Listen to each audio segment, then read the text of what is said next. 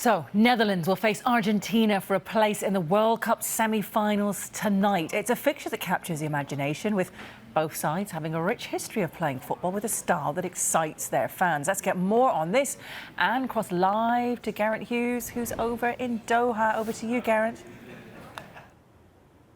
Listen, I am really looking forward to this game. I've been covering the Dutch and the Argentine camps all week, and this has just got the feeling. This really feels like it's big time at the World Cup. I've got a face familiar to us on Sky Sports News. Marcel van der Kraan is with us, football expert from De Telegraaf in the Netherlands.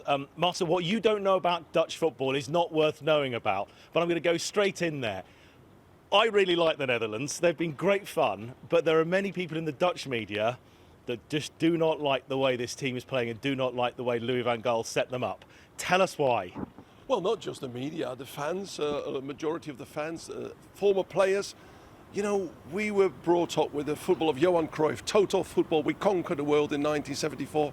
Must say, we never won the final, but that is the football that made us so popular. It had flair. In 78, we had flair with Johnny Rep, Neeskens, all those players almost winning the final again, but losing it in extra time. And over the years with Dennis Bergkamp and all the great players, Van Persie in the last World Cup in Brazil, it was all fantastic football for us. You know, and now suddenly we see something that we don't recognise. We sit back, we go on our own half, we wait for the counter-attacking, sneaky counter-attacks. That's not Dutch football, and some of the former players are saying Louis is crucifying the status of Dutch football. But we're winning, and I'm happy. Of course, I want my team to win the World Cup. But please, Louis, give us a bit of flair tonight against Argentina. If we can get the same results, but we need a bit of flair. That's what we're all about. Dominance on the pitch. I won't say tiki-taka football, but you know, something special. Have you seen signs of that, though? You know, you've scored probably one of the best goals at the World Cup so far. Cody Gakpo is looking good. Memphis Depay looks like he's coming through the injury. Virgil van Dijk looks like he's the coolest bloke in Doha. You have got the players. Do you feel, though, there is some momentum with the Dutch team, that things maybe are about to get even better? Well, if the USA game was something, the first bit of what we're going to see tonight, and if we see more of that, then I'm happy. If Cody Gakpo can do what he did in those group stages, that was fantastic. He's lightening up Dutch fans, he's lightening up Dutch football. And he's a bit of a gem. He's tall, he's big, he can head, he can score with left, right. We've seen it all in the group stages, and this is what we need tonight, because they've got Messi. You know, have we got a Messi? Nowhere near it. You know, Memphis Depay could not make it in Manchester.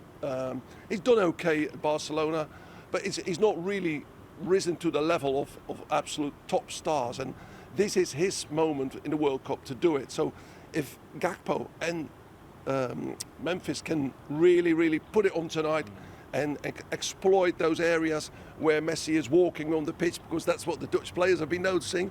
He's walking a bit, and if all goes well and Louis can stimulate his team, and which he has been doing in a fantastic way, because he's been a bit of a showman in this World Cup, and we like it, you know, and that is really could ignite the team. I'm going to come on to my pet subject of Louis van Gaal in a minute. Let's just stick with Messi, if I may. You've talked about how you've noticed him walking a lot. Right, here's a question. Yeah. How do you stop Lionel Messi? It's never been asked before, that question, but how do the Dutch team go about nullifying him? I've heard the Dutch players talking about the gaps and the spaces he leaves, and you can't stop him when he's on the ball.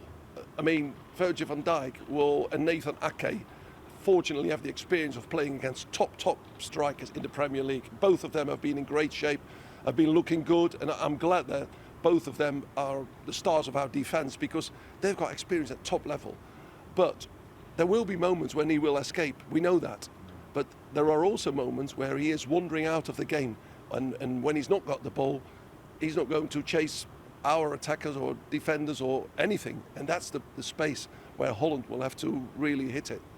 Tell me about the chapter that Louis van Gaal is writing in his book. Third time of being with the Netherlands. He's technically, under FIFA rules, never lost a World Cup game, because that 0-0 in the semi-final 24 that counts as a draw, not a defeat on penalties. He is an entertainer and a hot. I've loved this week, sort of being around the camp with him, coming out with whatever he's coming out of. But how is he viewed back home? And And what is Louis van Gaal on about? We know where is he? Where is his mindset? Well, we've helped him entertain the public a bit because, we've been quite critical. My own newspaper have been one of the most critical ones. I've got a chief football writer, Valentine Driessen, who's really had some goes with it. Oh, he's Mr. Popular, isn't he? Yeah, but you know what happened this week? That really made our week in a funny way. Louis lost his phone. He'd been in a disabled toilet. Why he goes to a disabled toilet, I don't know, but he'd been in a disabled toilet and left it again. Went to do another interview for television, and my football writer goes into the same toilet. Don't ask me why he goes in a disabled toilet, but he's on that toilet and he thinks, hey, there's a telephone. So he picks it up. Now, what do you do? If you want to see who it belongs to, you have to tap it. So he taps it and he sees Louis van Gaal with a big picture of them together. But also, 2 missed calls, Manchester United. I mean, of all the people who we did not want to find that mobile phone, it was our reporter. Of course, we handed it back, couldn't go in the phone any further, we wouldn't have done, but we had to look into it to see who it belonged to. I'm very glad you caveated this, said that you would no longer go into that phone. I'm very pleased to hear you say that. But in terms of that relationship with Van Gaal as well, why is he being so entertaining? Why does he not like you so much as well? But he really is. Is he trying to take all the pressure away from the players, or is this perhaps?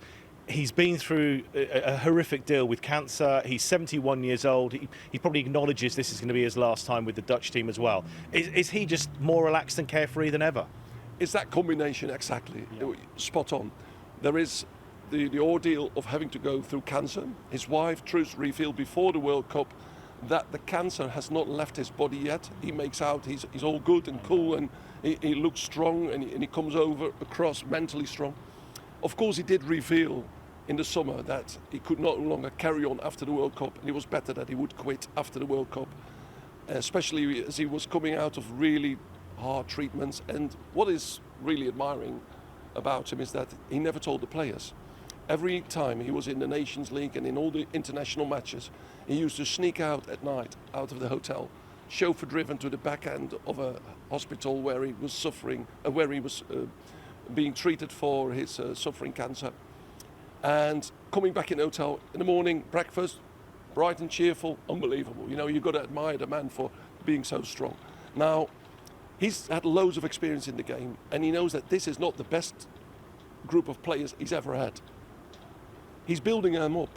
He doesn't have a Robben, he doesn't have a Van Persie, Sneijder, who were there in the World Cup final in 2010, and in 2014 as well.